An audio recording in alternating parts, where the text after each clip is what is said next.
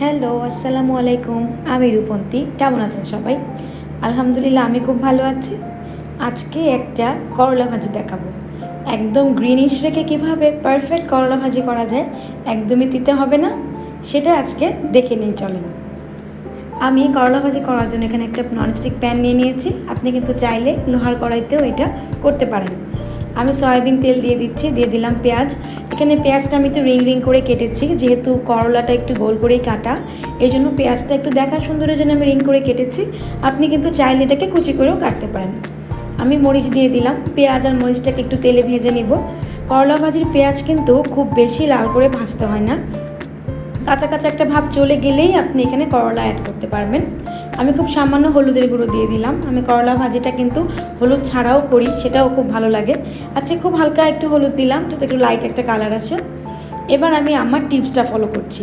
আমি করলা ভাজি করার সময় যদি আলু দিয়ে করি, সেক্ষেত্রে আলুটাকে আগে অ্যাড করি। আলুটাকে আগে অ্যাড করে তারপরে আমি আলুটাকে একটু ভেজে নেই। কিছুক্ষণ ভাজার পরে তারপরেই আমি করলাটা অ্যাড করি।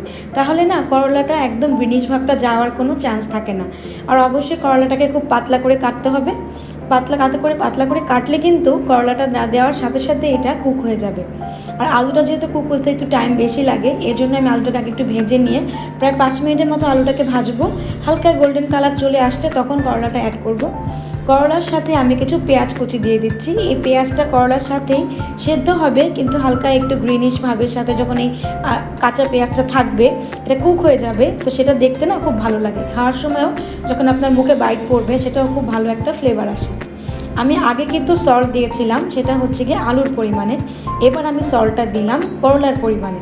করলা বা উস্তে যে কোনো কিছুই কিন্তু আপনি ঠিক এভাবেই ভাজি করতে পারবেন।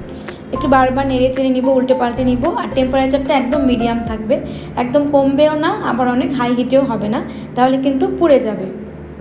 একদম ঝরঝরে রেখে তেতো একদমই হবে না, এই ভাজিটা এইভাবে করে দেখবেন, ইনশাল্লাহ অবশ্যই ভালো লাগবে।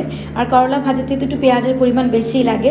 আপনারা যদি প্রপার স্টেপগুলো মেনটেন করে আমার মতন করলা ভাজি করেন, তাহলে কারো করলা ভাজি কালারই কিন্তু ডিসকালার হবে না, একদম ফ্রেশ হবে এবং খাওয়ার স্বাদও থাকবে অতুলনীয়।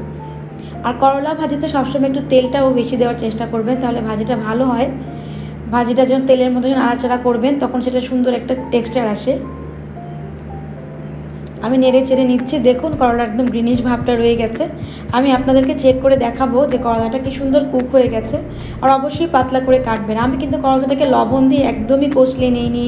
অনেকে কিন্তু লবণ দিয়ে কষলে নিয়েও করলা ভাজি করেন, তিতোটা ফেলে দেন, কিন্তু এইভাবে করলার পুষ্টি গুণাগুণ অনেকটাই নষ্ট হয়। বেসিক্যালি আমরা করলাটা কিন্তু এই তেতো স্বাদের জন্যই খাই, এবং এটা কিন্তু আমাদের হেলথের জন্য অনেক বেশি উপকারী। ডায়াবেটিক্স বা স্কিন ডিজিজ যে কোনো কিছুর জন্যই কিন্তু করলার কোনো চুরি নেই। দেখতে পাচ্ছেন কতটা গ্রিনিশ ভাব আমার রয়েছে। এভাবে করলা ভাজি করে খেয়ে দেখবেন, ইনশাল্লাহ অনেক ভালো লাগবে।